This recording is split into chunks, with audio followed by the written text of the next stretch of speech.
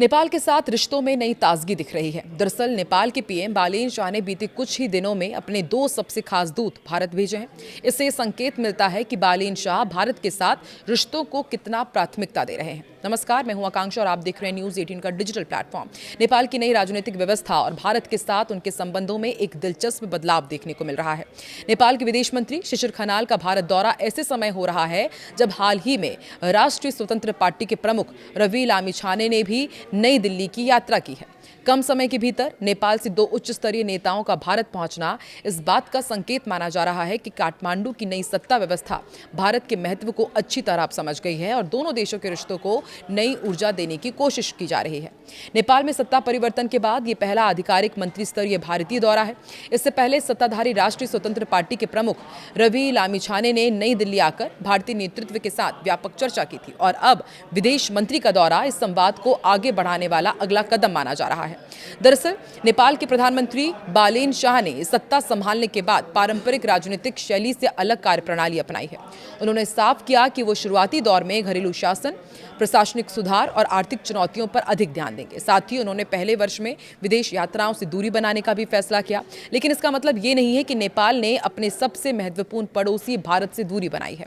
इसके उलट बालेन शाह सरकार लगातार अपने प्रमुख नेताओं और प्रतिनिधियों को नई दिल्ली भेजकर संवाद की प्रक्रिया को मजबूत करती नजर आ रही है। नेपाल की राजनीति में उभर रही नई पीढ़ी भी इस बदलाव का महत्वपूर्ण हिस्सा है। नेपाल की संसद में बड़ी संख्या में युवा सांसद हैं और वो पारंपरिक राजनीति से अलग सोच रखते हैं।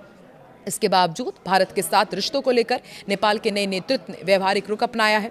यही वजह है कि सरकार बनने के कुछ ही समय बाद भारत के साथ राजनीतिक और कूटनीतिक स्तर पर संपर्कों की गति बढ़ी है।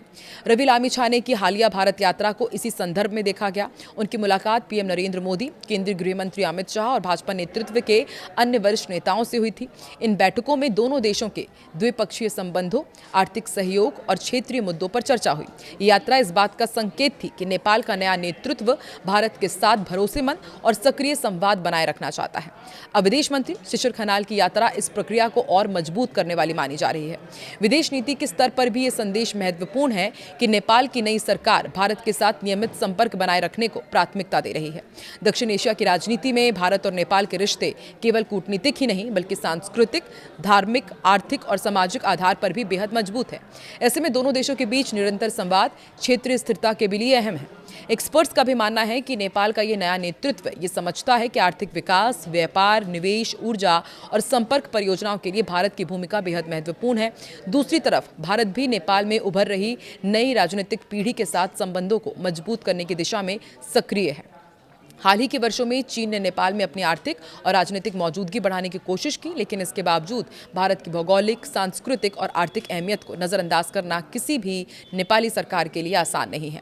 यही कारण है कि नई राजनीतिक सोच के साथ सत्ता में आए बालेन शाह भी भारत के साथ रिश्तों को मजबूत बनाए रखने के लिए लगातार संवाद का रास्ता चुन रहे हैं। विदेश मंत्री का भारत दौरा इसी व्यापक रणनीति का हिस्सा माना जा रहा है। ये दौरा संकेत देता है कि नेपाल की नई सरकार घरेलू स्तर पर भले ही नई शैली और नए प्रयोगों के साथ आगे बढ़ रही हो, लेकिन भारत के साथ मजबूत और स्थिर रिश्तों को वो अपनी प्राथमिकताओं में शामिल रखे हुए हैं। कम समय में नई दिल्ली के लिए 2 बड़े राजनीतिक संदेशवाहकों का आना इस बात का प्रमाण है कि बदलते नेपाल को भी भारत की अहमियत का पूरा एहसास है। आपको याद ही होगा, अभी 31 मई को ही नेपाल के पीएम बालेन शाह ने नेपाली संसद में विवादित बयान देते हुए कहा था कि सिर्फ भारत ने ही नेपाली जमीन पर कब्जा नहीं किया है, बल्कि नेपाल ने भी कुछ भारतीय इलाकों पर कब्जा किया है। अब दोनों देशों को मिलकर इस मामले की जांच करनी चाहिए। उनके इस बयान से न सिर्फ नेपाल के विपक्षी दल नाराज हुए थे, बल्कि भारत ने भी कड़ी आपत्ति जताई थी। बालेन शाह के बयान के बाद भारतीय सुरक्षा बलों ने सीमा पर चौकसी बढ़ा दी थी। अंतर्राष्ट्रीय झूला पुलों पर आने वाली कोई जांच के साथ ही सीमा पर गश्त कर कड़ी नजर रखी जा रही है। भारतीय क्षेत्र लिपुलेख, कालापानी और लिम्पियाधुरा की जमीन को नेपाल समय समय पर अपना बताता रहा है। समय समय पर इस तरह की बयानबाजी कर दोनों देशों के रिश्तों पर खटास पैदा करने की कोशिश पहले भी होती रही है। नेपाल ने इस भारतीय भूभाग को अपने नक्शे में भी शामिल किया है। नेपाल के पीएम बालेन शाह ने बयान दिया था कि केवल भारत ने ही नेपाली क्षेत्रों पर अतिक्रमण नहीं किया, बल्कि नेपाल ने भी भारतीय क्षेत्रों पर अतिक्रमण किया है। इस बयान के बाद नेपाल में विपक्ष और छात्र संगठनों ने बालेन शाह के खिलाफ प्रदर्शन क्या था?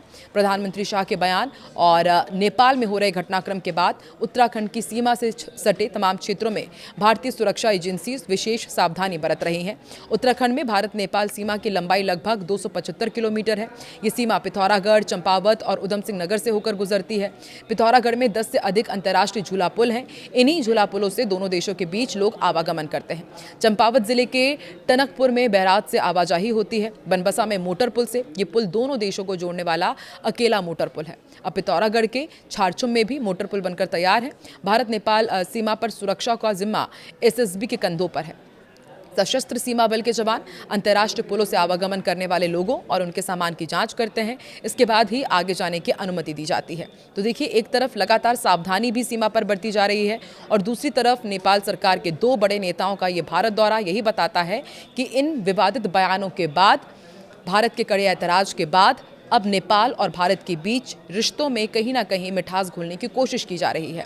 लेकिन अब देखना होगा कि नेपाल के प्रधानमंत्री बालेन शाह आने वाले दिनों में इस तरह की कुछ और बयानबाजी करके क्या तनाव बढ़ाते हैं या दोनों देशों के बीच आने वाले दिनों में कुछ अच्छी खबर आती है। आपको क्या लगता है? कमेंट सेक्शन में ज़रूर अपनी प्रतिक्रिया दें।